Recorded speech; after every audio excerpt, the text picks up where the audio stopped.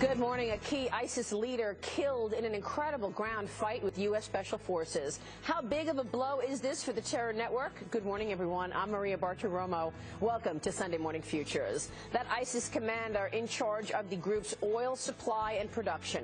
The chairman of the House Homeland Security Committee, who just returned from the Middle East, will join me in moments. Plus, the feds ordering Amtrak to ramp up efforts days after a crash that killed 8 people and injured more than 200. I will ask Senator Richard Shelby if more funding for Amtrak will result in safer travel. And taking a look into the crystal ball of the housing market ahead of a big week for housing, Wells Fargo CEO John Stumpf on the struggles potential home buyers face and whether the American dream of buying a home is still alive as we look ahead on Sunday Morning Futures.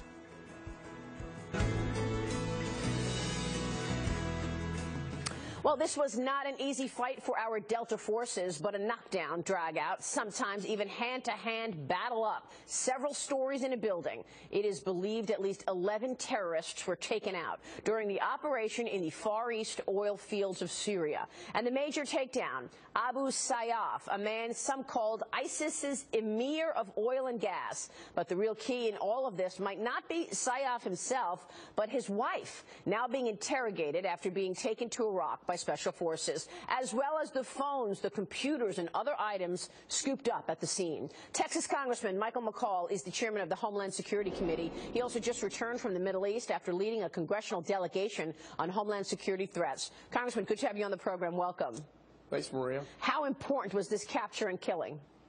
It's a very significant development. I applaud our Special Forces putting themselves in danger and taking out one of the most high-value targets within the ISIS organization.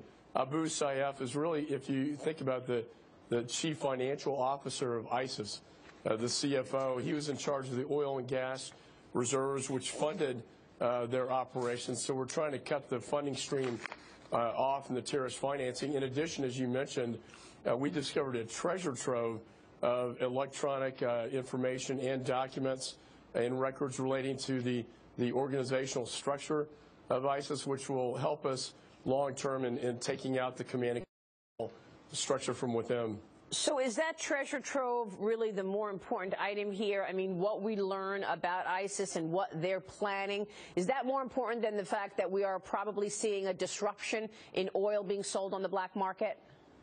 Well, I think anytime you take out a high-value target, that's a setback. But I do think the discovery of these electronic records and documents probably by far the greatest achievement, because now we can actually look at the organization itself, where the tentacles reach both within Syria and outside Syria, because the best really defense to defend the homeland is a good offense, and we need to take them out wherever they exist. I think these documents and computer records will help us to do that.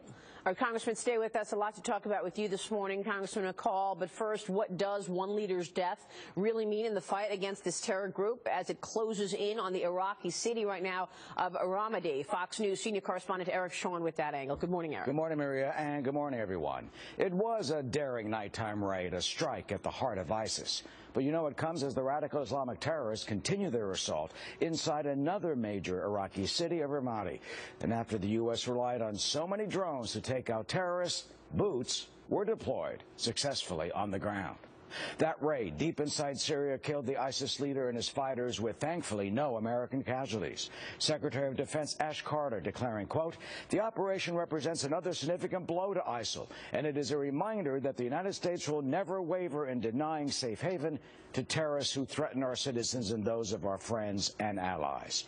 Abu Sayyaf is said to have run ISIS's multi-million-dollar oil, gas, and financial operations. And as Congressman McCaul just noted, those laptops and cell phones captured by our Delta forces will likely yield vital intelligence.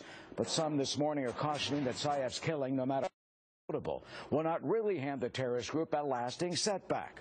Far more significant, they note, is the battle for Ramadi in the heart of the Anbar province. Even though the Iraq government says some ISIS forces have withdrawn, the city does appear to be on the verge of falling to the ISIS fighters. It shouldn't happen. Eric, we ought to be using our fullest air power to isolate Ramadi so that they can't get anything in there, and then take those forces out. If you know that we could find Abu Sayyaf We can find those forces in Ramadi, and we should be doing it with intensive air power. We should not let Ramadi fall. And then there was that audio tape of ISIS leader Abu Bakr al-Baghdadi purportedly vowing to fight on, portraying his cause in global terms, saying, quote, "Islam was never a religion of peace. Islam is the religion of fighting. No one should believe that the war that we are waging is the war of the Islamic State. It is the war of all Muslims, but the Islamic State is spearheading it. It is the war of Muslims against infidels." ISIS is also closing in on Palmyra, the iconic World Heritage Site with 2,000-year-old ruins, which ISIS will likely destroy. You know, the wanton assault on civilization is for now not stopping, no matter how many leaders we take out. All right, Eric, thanks very much. Eric Shawn with the latest there. More now with House Homeland Security Committee Chairman Michael McCaul.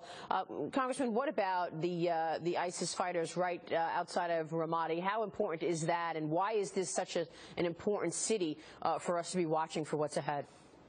Well, as we noted, we took out a very significant high-value target. However, when you look at what's going on in Ramadi, that's the capital of the Anbar province, probably the most important foothold in Iraq. It's where the Sunni awakening occurred when we defeated al-Qaeda in Iraq way back when.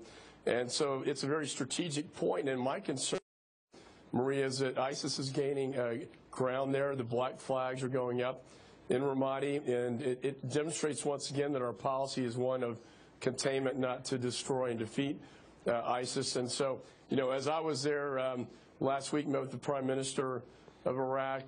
They were moving in Ramadi at the time, not too far from Baghdad. And part of the problem, as I see it, is they're bringing in the Shia militia. This would be a proxy of Iran coming into Iraq to fight ISIS, who are Sunnis, and further inflaming the Sunni tribes in Iraq. I think this is a prescription for disaster. It will not reconcile the country together, both Sunni and Shia.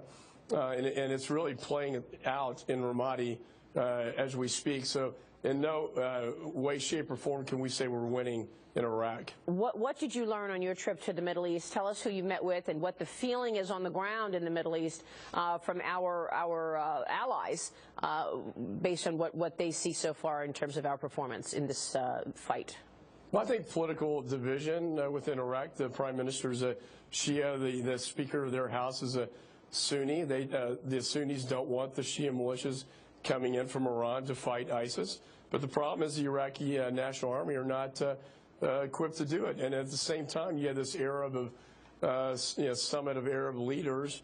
Only 2 of the 6 showed up because they, too, are not supportive of the administration's negotiations with Iran. And it was a bit of a protest, a failure of leadership, and quite frankly, I think a political embarrassment. Finally, we met with Prime Minister Netanyahu in Israel, who gave us a very, very strong, I think, compelling narrative as to why the current negotiations with Iran are not the right course, not only for Israel, but for the rest of the world.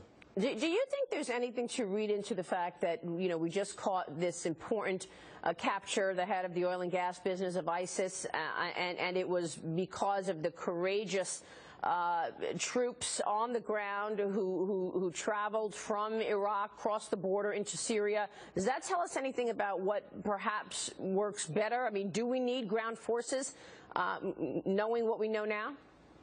Yeah, I think we need a more indigenous force. We passed an Iran bill, National Defense Authorization Bill, where we want more of the funding to go to the Peshmerga, the Kurds. We want them to go, the funding to go to the Sunni tribes. We want indigenous forces on the ground fighting this war, not Iran through the Shia militias. And I think a combination of these indigenous forces, coupled with our special forces that we know are highly capable of taking out these high-value targets, not unlike bin Laden and not unlike this last weekend with Abab Sayyaf, the CFO of ISIS. That's probably a better way to go about this. And, of course, we had the president meeting this week. The president met with a number of Middle Eastern leaders at Camp David and said that he had agreed to boost military ties with Arab partners, tries to ease the Iran fears. What was your takeaway of that meeting where, of course, we know that the King of Saudi Arabia canceled? Well, the King of Saudi Arabia only 2 of the 6 Gulf state leaders actually showed up to meet with the leader of the free world. I think that's a bit of a political, embarrassment. And I think, again, it was a protest over the negotiations with Iran. When I was in the region, they say that we lack a certainty in foreign policy, that they don't understand our foreign policy. And they would ask me, Mr. Chairman, why are you negotiating with Iran? So there's a lot of deep division, I think, between the Arab world and the United States with respect to foreign policy. And I think the administration errs on the side of Iran in its negotiations. And I think that may be to our detriment. Wow. Congressman, good to have you on the show today. Thanks so much. Thanks, Maria. We'll see you soon. Congressman Michael.